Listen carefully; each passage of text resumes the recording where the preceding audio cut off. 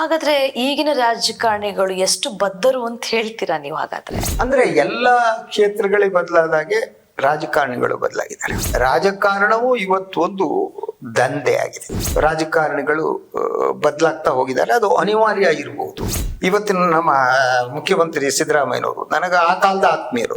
ಅವರು 2006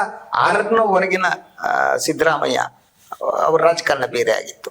ಅವ್ರ ಮನೆಗೆ ಅವ್ರಿಗೆ ಎಲ್ಲ ನೋಡ್ಕೊಳ್ಳೋರು ಇನ್ನೊಬ್ರು ಇದ್ರು. ಅವ್ರ ಹತ್ರ ಅದಕ್ಕೂ ಕಾಸಿರ್ಲಿ.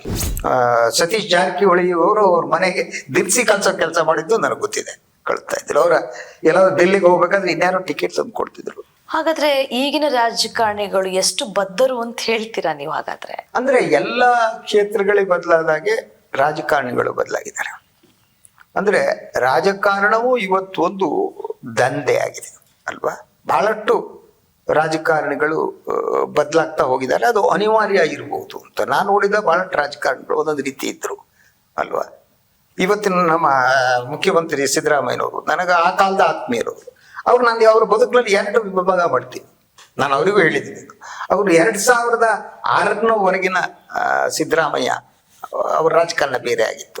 2006 ನಂತರ ಬದಲಾಯಿತು. 2006 ಹೇಗಿತ್ತು ಅಂತಂದ್ರೆ ಅವರಿಗೆ ಅವ್ರ ಮನೆಗೆ ಅವ್ರಿಗೆ ಎಲ್ಲ ನೋಡ್ಕೊಳ್ಳೋರು ಇನ್ನೊಬ್ರು ಇದ್ರು. ಅವ್ರ ಹತ್ರ ಅದಕ್ಕೂ ಕಾಸಿರ್ಲಿ. ಅಷ್ಟು ವರ್ಷಗಳ ಕಾಲ ಮಂತ್ರಿ ಆದವರು, ಕೆಲಸ ಮಾಡಿದವರು, ಅಪ್ ಟು ಕಾಂಗ್ರೆಸ್ ಜಾಯಿನ್ ಆಗೋವರೆಗೆ ಸತೀಶ್ ಜಾರಕಿಹೊಳಿ ಅವರು ಅವ್ರ ಮನೆಗೆ ದಿನಸಿ ಕೆಲಸ ಮಾಡಿದ್ದು ನನಗೆ ಗೊತ್ತಿದೆ.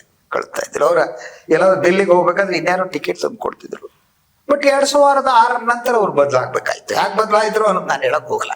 ಸೊ ರಾಜಕಾರಣಿಗಳು ಒಂದು ಕಾಲಘಟ್ಟಕ್ಕೆ ತಗೊಂಡ ಬದಲಾಗಿ ಯಾಕೆ ಆಗ್ತಾರೆ ಅಂದ್ರೆ ಇವತ್ತಿನ ಸಿಚುವೇಶನ್ ಜನರಿಂದ ಪ್ರಾರಂಭ ಆಗುತ್ತೆ. ಒಂದು ವಿಧಾನಸಭಾ ಚುನಾವಣೆಗೆ ನಿಂತ್ರೆ ಮೀರಾ ಅವನು ಒಂದು 50 ಕೋಟಿ ಮಿನಿಮಮ್ ಖರ್ಚು ಮಾಡಬೇಕು ಅಂದ್ರೆ ಆ 50 ಕೋಟಿ ಪ್ರಾಮಾಣಿಕವಾದ ಹಣ ಆಗಿರಲ್ಲ. ನಾವು ನೀವೆಲ್ಲ ದುಡಿತೀವಿ ಜೀವನದಲ್ಲಿ. 50 ಕೋಟಿ ದುಡಿಯಕ್ಕಾಗತ್ತೇನ್ರಿ?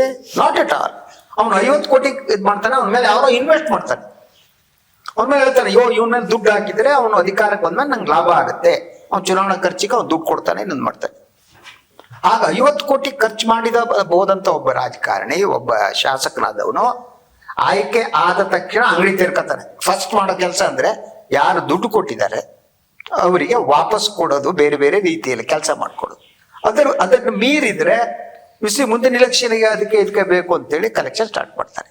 ಅವನ ಕ್ಷೇತ್ರದಲ್ಲೇ ಅವನಿಗೆ ಬೇಕಾದಂತಹ PSI ಇರಬೇಕು. ಯಾಕಂದ್ರೆ ಅವ್ರು ರಾಜಕೀಯ ವಿರೋಧಿಗಳು ಓಡಿಸ್ಬೇಕಲ್ಲ. ಸಬ್ ಇನ್ಸ್ಪೆಕ್ಟರ್ ಅಂತವ್ನು ಇರಬೇಕು, ಪೊಲೀಸ್ ಸ್ಟೇಷನ್ ಅವನಿದ್ದಾಗಿರ್ಬೇಕು, ಇಂಜಿನಿಯರ್ಸ್ ಆಗಿರ್ಬೇಕು, ಕಂದಾಯ ಕಚೇರಿ ಆಗಿರ್ಬೇಕು, ಮಂತ್ಲಿ ಯೂನಿಟ್ ಕೊಡ್ಬೇಕು, ಕಲೆಕ್ಷನ್ ಸ್ಟಾರ್ಟ್ ಆಗುತ್ತೆ.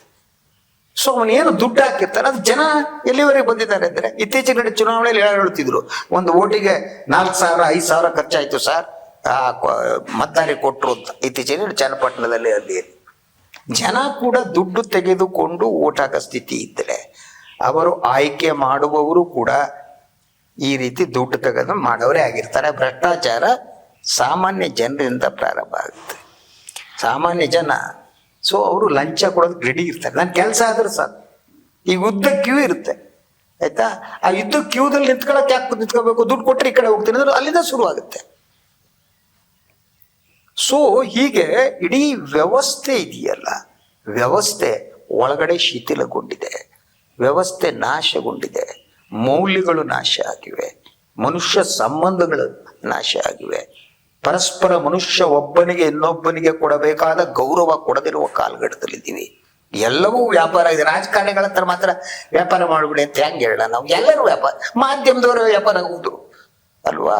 ಸೊ ನ್ಯಾಯಾಂಗ ಹೇಗಿದೆ ಅನ್ನೋದು ಇನ್ನೂ ಪ್ರಶ್ನಾರ್ಹವಾದ್ದು. ನಾ ಜಾಸ್ತಿ ಮಾತಾಡ್ಕೋದ್ರೆ ನ್ಯಾಯಾಂಗ ನಿಂದನೆ ಆಗುತ್ತೆ. ನ್ಯಾಯಾಂಗ ಸ್ಥಿತಿ ಇದೆ. Bureaucracy has gone to dogs. Bureaucracy ನಾಶ ಆಗಿದೆ. ನೀವೆಲ್ಲಿ ಹೋದ್ರೆ ದುಡ್ಡಿಟ್ರೆ ಒಳಗಡೆ ನಿಮಗೆ ಪ್ರವೇಶ ಇನ್ನೇನಿದೆ? ಸೊ ಸಮಾಜ ಆ ರೀತಿ ಇದೆ, ರಾಜಕಾರಣಿಗಳು ಆಗಿದೆ.